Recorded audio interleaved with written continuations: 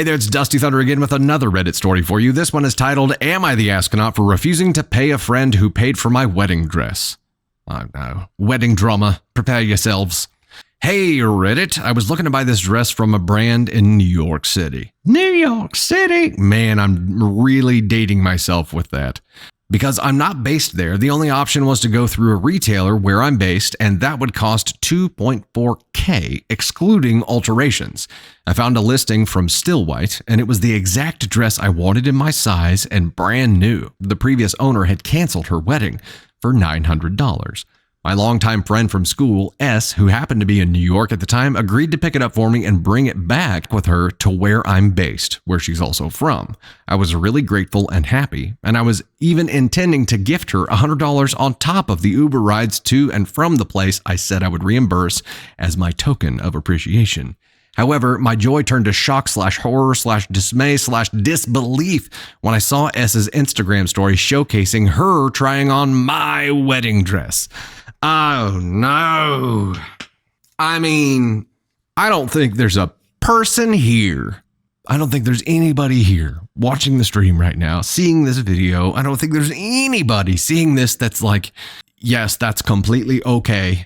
No one thinks that's okay. Everybody knows the rules. And even if that's not a written rule, common sense and respect dictate that you not try on someone else's wedding dress unless they ask you to or give you explicit permission to, and you have some kind of written or recorded proof of this, lest you be shunned by the rest of the world. This is one of those tarred and feathered kind of offenses. It's a rule written that's older than time itself. What are you thinking? I called her out for it, telling her I wasn't happy that she not only tried it on without my permission, but posted it for the public to see. Oh yeah, didn't even think about that part yet. Not just that she tried it on, but it's that she showed the world OP's wedding dress first. Which means she had the cojones to not just put it on, but to be like, click, post. She didn't take it down even after a conversation we had about this. To make matters worse, she admitted she collected the dress posing as me. Through an email bill later, I noticed that the dress had also been altered. What the fuck? On the spot, all without my knowledge or consent. Oh my God, she tried it on and did a fitting right there and they altered it to her. This just gets better and better and better. Also, more red flags. When confronted, S nonchalantly stated that it was her one chance to try on a wedding gown and insisted that I should get over it and reimburse her for the $900 she paid for the dress. My wedding dress experience was entirely hijacked. I'm now hesitant to pay her back. This all happened yesterday, and she reached out today to ask for the money back and told me to get over it because she needs to make a big purchase tomorrow, and it would help her cash flow. Since she wants it so bad, she can now have it.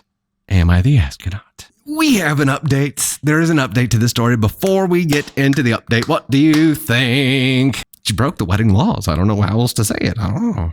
She's an AskCon 1. There's no doubt here. Opie's friend is a self-absorbed AskCon 1 twat. That's right. I said it. Terrible person. Terrible person, and the get over it is the icing on the cake. Get over it. Excuse me? Again, OP, like, how did you become friends with this person? Was there a terrible person convention at the hotel that you just happened to be staying at and you guys bumped into each other at the hotel bar and you're like, let's be besties? And she was like, I'm a terrible person. And you were like, yeah, that's fine. Could you pick up a dress for me in New York City? If there is some kind of legal ground to stand on, I would definitely fight it. Until then, hell no, don't pay her for the dress. She destroyed it. She not only destroyed the intent with it because it was a wedding dress that she just went ahead and showed the world, right? It has no purpose now. It has no purpose. But she also had it altered. And I think if anything, she may have a case because she had it altered. She actually had it adjusted to her body. That one act right there may be the tipping point. At minimum, she's just a shite person AskCon 1, but there might actually be some legal ground to stand on here. And her impersonating her is another legal layer to this. And maybe that's it. Maybe that's all. Maybe that's all she needs. She impersonated her, picked up the dress, had them do an alteration right there on the frickin' spot on her while impersonating her. That probably undoes all of it. Fraud, destruction of property, assholery, bullshittery, twattery. Guilty, guilty, guilty. You can't handle the truth. All right, let's dive into the update here. Oh my goodness. Update December 16th, 2023, which was the next day. First of all, thank you everyone for being so empathetic and indignant on my behalf. I don't feel crazy anymore. When I saw her post, I completely lost it. I cried so pathetically. I know everyone must be wondering why I am even friends with S and how that reflects on me as a person too. It's like she can read our frickin' minds. S and I go a long way back. I have always known S as a shitty friend, but I still keep her around because of her mental health struggles.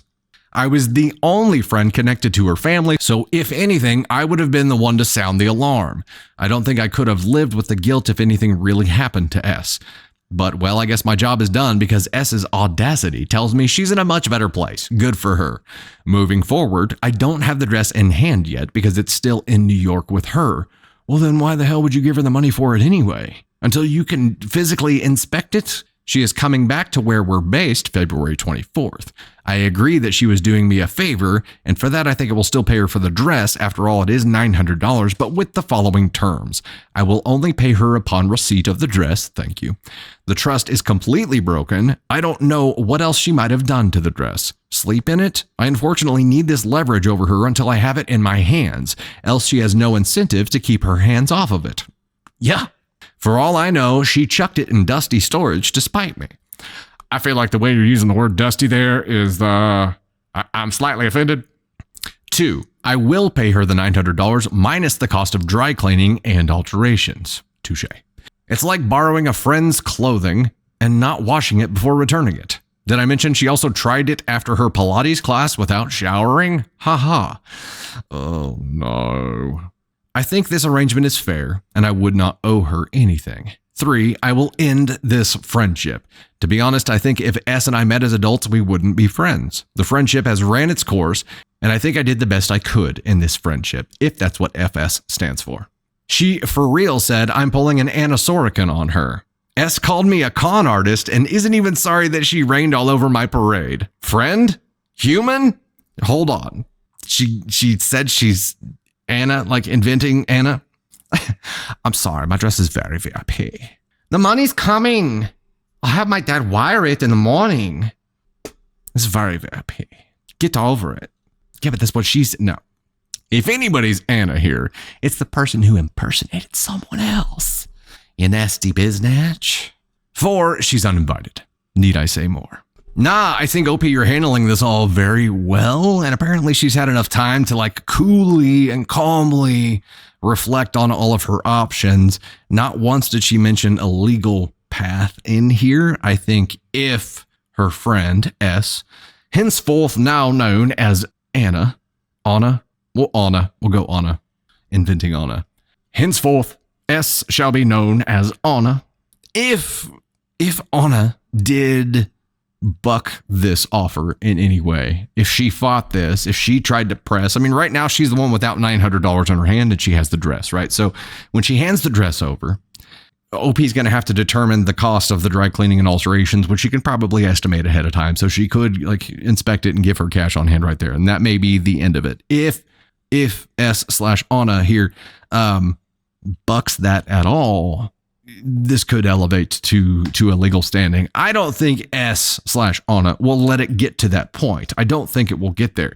Also, I don't know how many points I lose for not being able to get the picture of Blake Lively out of my head the whole time while I was reading this, because she kept saying the word S and I was like Serena and it was Gossip Girl and I was like XOXO. I'll never tell. I'm sure I lose several points for that, but the whole time, every time I saw the word S, I'm like, well, yeah, because Serena's crazy. She's going through her crazy phase, yo. So yes, friend is definitely an ASCON 1 here. We've already determined that. OP is NTA here. We've already determined that. If you knew this was a shitty friend, like this seems like a big mission to give a shitty friend, right? I think if OP did anything wrong here, it was giving a critical mission to a shitty friend. It's your freaking wedding dress. Why would you ever trust a shitty friend to handle something that important? And she's learned a valuable lesson here. Don't give shitty friends big missions. Yes. So, yeah, don't do that. But NTA here. And I'm sorry you had to deal with this shit.